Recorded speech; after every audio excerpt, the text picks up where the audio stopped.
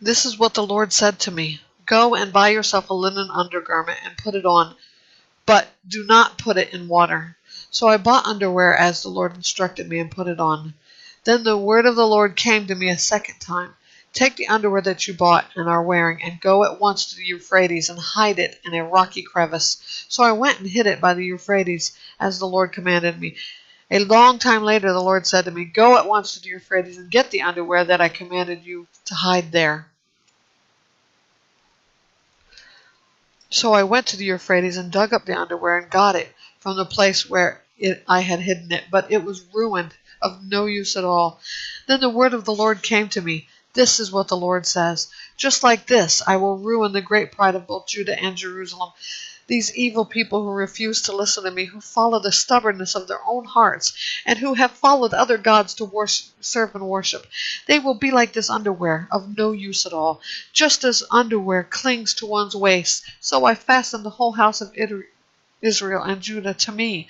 This is the Lord's declaration, so that they might be my people, for my fame, praise, and glory. But they would not obey. Say this to them. This is what the Lord, the God of Israel, says. Every jar should be filled with wine. Then they will respond to you. Don't we know that every jar will be filled with wine?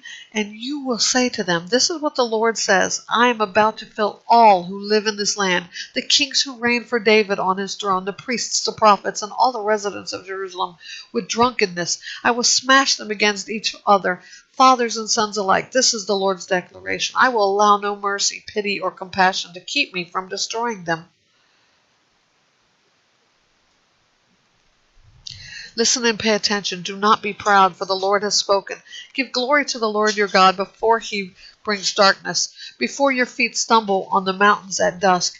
You wait for a light, and he brings darkest gloom, and he makes thick darkness. But if you will not listen, my innermost being will weep in secret because of your pride. My eyes will overflow with tears, for the Lord's flock has been taken captive. Say to the king and the queen mother, Take a humble seat, for your glorious crowns have fallen from your heads. The cities of the Negev are under siege. No one can help them. All of Judah has been taken into exile, taken completely into exile. Look up and see those coming from the north. Where is the flock entrusted to you, the sheep that were your pride?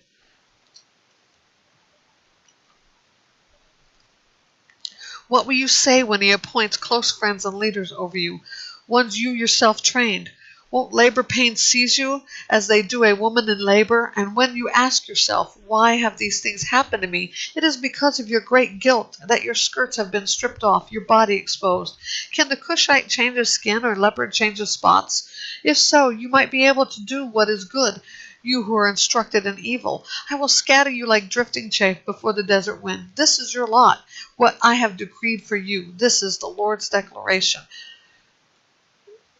Because you have forgotten me and trusted in falsehood, I will pull your skirts up over your face so that your shame might be seen. Your adulteries and your lustful neighing, your heinous prostitution in the hills and the fields. I have seen your detestable acts. Woe to you, Jerusalem! You are unclean. For how long yet?